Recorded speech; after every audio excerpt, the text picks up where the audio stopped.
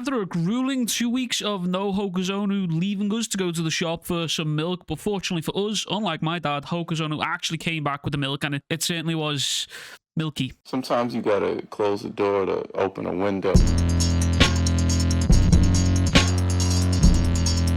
Before we get into the video, I just want to say, be sure to like and subscribe. I'm trying to hit 40,000 subscribers before I turn age 30. I am old as fuck, I get it. Laugh at me in the comments down below. But, hey, I'm trying to do that before I hit 30 in August. 40 before 30 in August, so that's kind of cool. Anyways, chapter 78 opens up with my boy Hiro looking a little worse for wear. Maybe one day this kid will get into a fight where he doesn't walk away without losing an arm. Maybe. But today's definitely not that day. However, I am truly glad Ono is keeping this man alive. A broad complaint that I've had, as well as I've seen many others having about this series, is that the antagonists within the series, they die far too quickly, and that's kind of sad. Looking at you, Sojo. Looking at you. No, I'll swing back for Hiro in a second. I'll talk about that in a little later, because we get a little juicy panel about him, sadly, later. Because Chihiro gives us some more exposition on the state of Hiro and how he's brought himself to this state right now. It's no surprise Hirohiko can't move. Using a super powerful move is exhausting. It'll deplete your physical and spirit energy. That's normal. Now, this little piece of information gave me a startling realization. Chihiro throughout the series has only been seen using moves that aren't even close to the level of destruction that Hiro just caused. Everything Chihiro does with Enten is focused, condensed, and efficient, which means Chihiro's stamina must be absolutely incredible, to be honest with you. And this obviously comes from his experience with the blade, using his spirit's energy effectively, and just more overall usage of the sword itself. Where Samura, on the other hand, Samura's abnormal. Quote, he completely nullified Hirohiko's attack. Plus, he's been sustaining Ao throughout Japan for days, and despite all that, he still isn't even winded. Now, we get to see 3 stages of what an enchanted blade can do and what its wielder can do within the world. 1, the novice, 2, the intermediate, and 3, the professional. Now, it's quite clear just how big of a skill gap this is. Samura has been doing all of this for days and is barely even winded, as Chihiro mentions, and it did remind me a little bit of Gojo and Sukuna in Jujutsu Kaisen, where those two were so far above the rest of the other sorcerers that their control over Kist energy was just, it wasn't even worth the rest of the sorcerers trying to even understand how they could do it. They were able to use domains multiple times without breaking a sweat, and they were just like that. And for the regular person, that would have been like, that's their end game move. That's their be all of end all right here. And once they did it, they were sort of out of commission, kind of like what's happening to Hirohiko right now. But Chihiro continues to explain that Suzaku can regenerate, but it can't resurrect the dead, and it consumes tremendous energy. If you keep getting wounded and relying on constant regeneration, you will deplete your spirit energy and collapse. Regeneration is limited. In theory, anyway. Now, this is super important because I spoke about this in the live stream. By the way, shameless plug, every Sunday I actually stream on this channel and on Twitch. So come by and watch sometime. We talk about the chapter, we watch the chapter, and it's pretty cool. But this little piece of information somewhat confirms that Uraha is more than likely gone, dead and buried, but also at the same time it kind of doesn't, because Chihiro specifically says Suzaku can regenerate, but it can't resurrect the dead. And at the end of his statement says, in theory anyway. And he says that due to the fact that Samura has evolved his abilities even more so than 18 years ago. But this also confirms Chihiro knows the abilities of all the swords, but he's just never seen them in action. I mean, he did give the anti-Cloud Gouger squad knowledge on Cloud Gouger, so I'm assuming he knows the abilities of all these swords here. He just doesn't know what they look like, so when he sees them in real time, he's like, oh, this must be that, oh, this must be this. But we also get to see this stunning panel of Samura looking absolutely sinister as he moves to finish his work against Hiro here, but he notices something odd about this door, and it's the fact that none other than Kuguri is standing behind the door. By the way, you like the merch, by the way? I don't really plug this enough. I've had merch on this channel for a long time, and I always wear this hoodie. I don't plug it enough. Anyway, go buy yourself some merch. Anyway, Samura slashes the door to the room, and we know it's Samura who slashes the door because the door panels are flying here towards Kuguri, who ducks Samura's slashes and then counters with his own lunging attack towards Samura. A lunging attack that Samura completely shatters.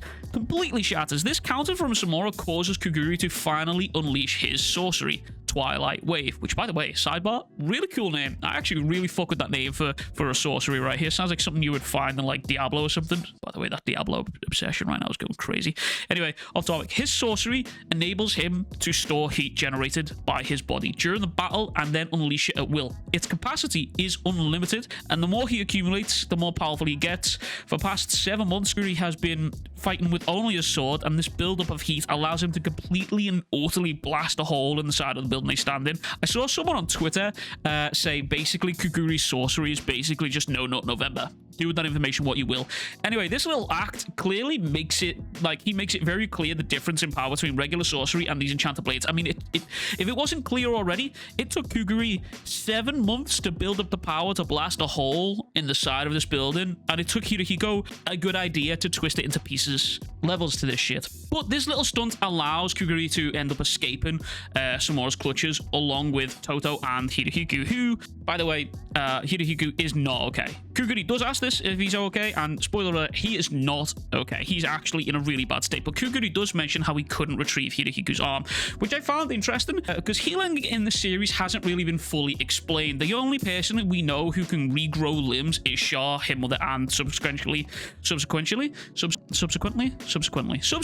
there. Good lord, that word's hard. Anyway, but for regular people, it seems that they need to grab the limb that they've lost in order to reattach them, similar to basically like real life. If you lose a finger, you need to try and keep hold of the finger so the surgeons can reattach it, because that's a thing that happens. But Chihiro more than likely retrieved his arm when he lost his arm against Sojo. Yura literally grabbed his arm and used it to leave that place there.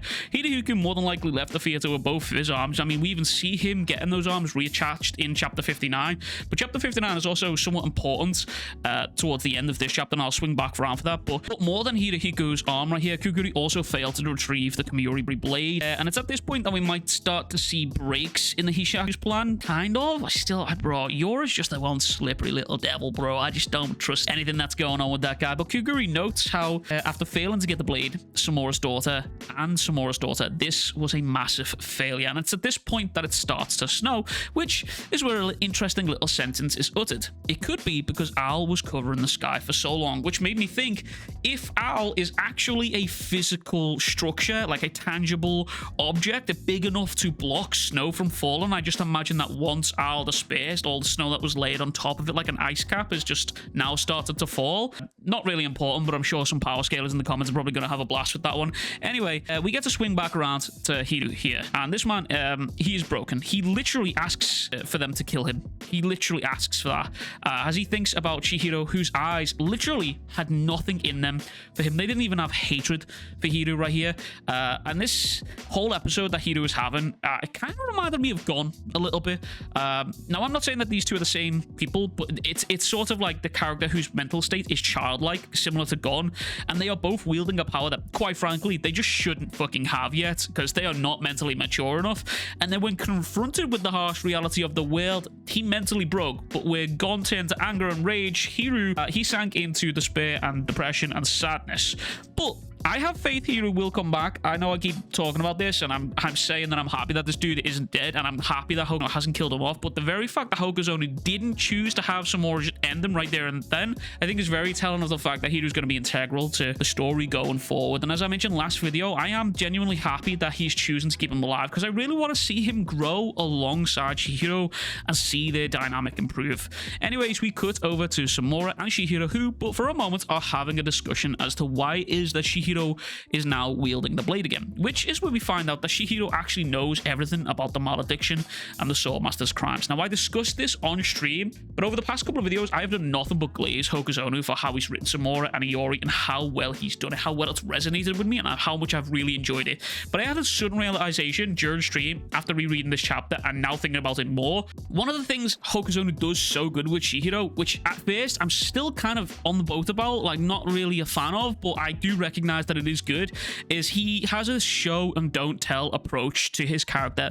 For example, look at Chihiro's face when he's asked why he picked up the blade again. Look at his face when he's talking about the malediction. He's sad, regretful, he's disappointed. He feels nothing but negative emotions, and it's quite clear to see that in his face, and he's feeling that about the situation that's going on. But Hokuzono is showing us how Chihiro feels through his face. And even Samura picks up on the fact that Chihiro isn't dealing with the information that's being given to here. He's not wrestling with this. He isn't swallowing this information. And even asserting that the malediction had nothing to do with Kunishigi. He was only responsible for the swords being made. But Chihiro, he's not dealing with that. He's not like wrestling with this information. He's just not ready to cope with this, at least not yet. But Samura goes on to tell Chihiro that if he knows about the malediction, we can cut to the chase. The Swordmaster cannot be allowed to live. To which Chihiro notes how Samura is willing to let all of the swordbearers die, including himself. And it's here we get to see the tragedy of circumstance in both Chihiro and Samura's eyes. They are both solemn in the fact that their lives have led them to this point. Samura believes that the only way to atone for himself here is to stop the malediction from happening again and then to die alongside him. Now remember, Samura at many given points in the story could have gone a different path. He could have done it, but his complex and hypocritical view and his convictions of this world have led him to this path. Again, I talked about this many times. There's plenty of videos on the channel about me talking about this. I keep glazing this dude and I will till my death. But here, Samura tells Chihiro if he stands in his way again, he will cut him down again. Now, honestly, I think Samura's bluffing right here. I think he's bluffing. I don't think he will do it. Because unlike last time Chihiro and Samura crossed blades, Samura now has something to live for outside of his goal of killing the swordbearers, Iori. Now, this very fact comes up in something that Samura said previously. Quote, "It's necessary to stop the malediction for Iori's future too." Now, this is why I think Samura in this moment is bluffing, and I think Chihiro calls him on that bluff and responds with, "What Iori needs for her future is you. You're wondering why I took up the enchanted blade again. I did it to stop you." And it's here we get to see their clash of goals, their personalities, and their hopes. And I think deep down, some part of Samura is looking for someone to stop him. Maybe not someone to kill him, but just someone to stop him. And I think deep down, I think he knows that person is going to be Chihiro or either Iori. I know I've already talked about this theory about Iori potentially killing Samura tragically via Hirohiku's abilities here. But either way, it's going to happen by words or by force. Samura's going to be stopped here. Now, prime example being every other person that Samura has killed. When he really wants to kill them, he just takes off their heads, no question asks. It just is what it is. I mean, here he stops to give Chihiro the type of day in a conversation. And I think that's why he's sort of bluffing about killing Chihiro, because if he was going to do it, he would just do it, you know? Obviously. But there are two conversations here that I'm really hoping Hokuzono spins the block for here. I hope we get to go back and see these. Number one, Chihiro finding out about his dad's part in the malediction, obviously his creating the swords, the Swordmaster's crimes, and wrestling with the fact and his reaction to that information of his dad's part in this genocide that happened, basically. Two, Iori and Samura sitting down to talk about everything that's transpired. These are two conversations that are extremely important for me personally to witness.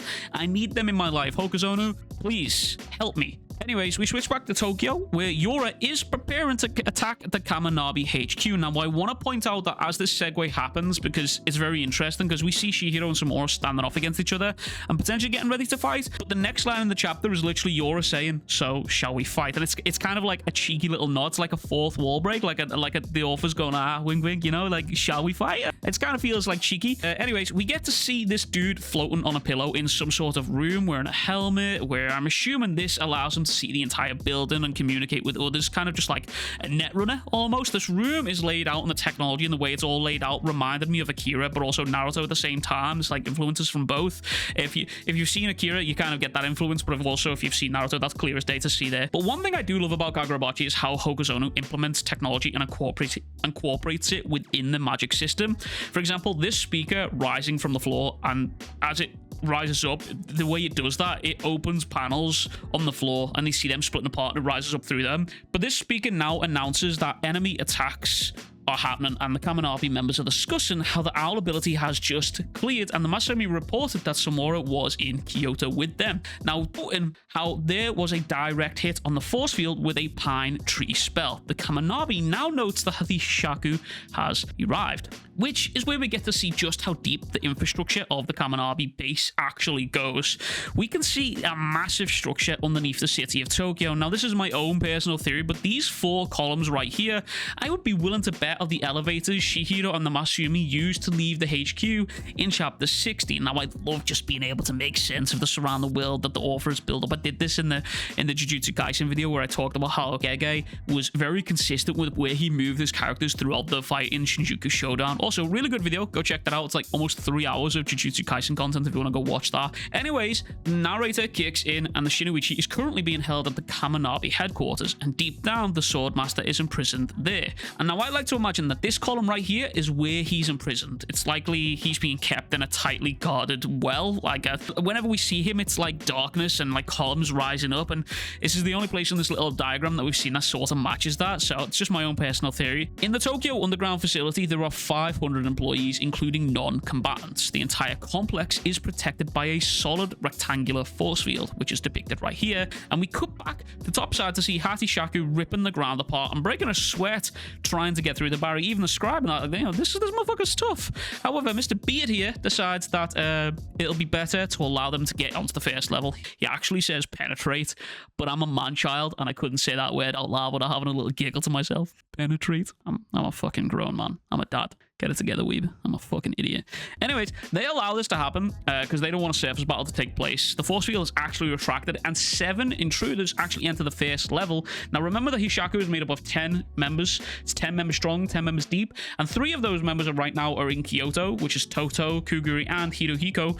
They're all there. Now, 2 we also know about is Yura and Mr. Hatishaku, meaning we've also seen one of the other guys healing Hirohiko's arms, meaning we're still yet to see the remaining members of the Hishaku. Now, low-key, I'm kind of hoping we get this like Akatsuki-like spread from the remaining members. We kind of had that for the Cloud Gouging Squad when they were facing off against Sojo, and I'm really kind of hoping that the Hishaku gets something like that. Considering the inspiration that this series has pulled from many other different manga, I feel like Hokusone would just be doing a disservice to himself if he didn't give us a spread of all these members showing up for the fight here. But more importantly, we do finally get to see Azumi in action. I am genuinely really excited to see this because we've seen Shiva dominate in every fight that he's been in, and Sojo once likened these two to a similar level, I imagine. So I am really excited to see Azumi finally get his hands dirty and get fighting in here. Anyways, Miniman here is thinking about what's going on. The Hishaku. I thought they were going to use Samura to hunt down the contracted sword bearers first. That's why we assigned Hiyuki.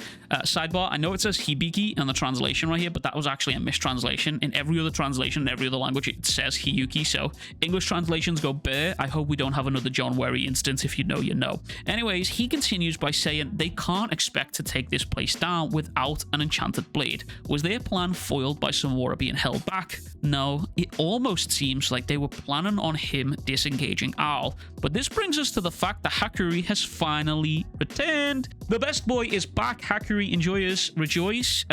This brings me also around to the fact that Yura mentioned something in chapter 59, which I mentioned before is going to be a little bit relevant to this. He mentioned how depleting Hakuri was important because if he was in good shape, he would cause them a lot of headaches. Now, if you need a reminder about what Hakuri can do, anything Hakuri touches, he can mark as an object to be stored within the warehouse. And this includes people, meaning Hakuri, now he's awake, Shihiro can be called back whenever he needs. However, it can also be guarded against. This little technique here, it's all explained in chapter 38. But if Shihiro is able to imbue something with his spirit energy, then Hakuri can transport. He does this exact same thing against Kiora in their fight. So I have a feeling over the coming chapters we are going to see Hakuri and his sorcery being pushed to the limits. But it is also probably worth noting here, anything Hakuri or Shihiro has touched is possibly, big emphasis on the possibly, a target for transportation now. So it is probably going to be worth going back to see what Hakuri and Shihiro have like touched to potentially imbue with spirit energy to transport back and from here. Anyways, it is good to be back. Solid chapter all around. If you've not already, please be sure to like and subscribe. I am trying to hit 40k subscribers before I turn 30 in August, so help a brother out. I'm going to be dropping some more variety content soon. There's going to be a Batman video dropping this week because the new Absolute Batman issue is going to be out, and I'm very excited for that. So when it drops, be on the lookout for that. But as always, massive shout out to the members on the channel. Go cop yourself some merch, all that good stuff, because it helps support the channel. And I'll catch you guys all in the next one. Much fucking love. Big fucking kisses. Peace.